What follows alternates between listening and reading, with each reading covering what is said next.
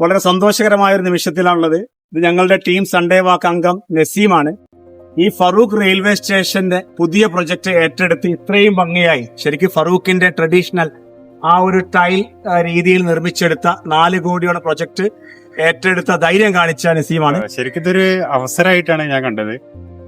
ഇപ്പൊ ഒരു ജനങ്ങൾക്ക് വേണ്ടി ഇത്ര ഉപയോഗമുള്ള ഒരു പ്രൊജക്ട് വേറെ ഉണ്ടാവുമെന്ന് തോന്നുന്നില്ല. ഒരുപാട് ആയിരക്കണക്കിന് ആളുകൾ നിത്യേന വന്നു പോകുന്ന ഒരു സ്ഥലം കൂടിയാണ്.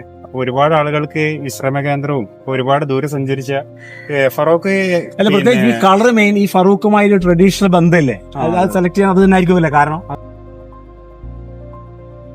ഫറൂഖിന്റെ പറഞ്ഞാല് ഒരു ബ്രിക്കും ഒരു കളിമൺ ടേസ്റ്റ് എല്ലാം കൂടി വരുന്ന ഒരു ഏരിയയാണ്. അപ്പൊ ഈ സാധനം ഒരു അപ്രോപ്രിയേറ്റ് സാധനമാണ്.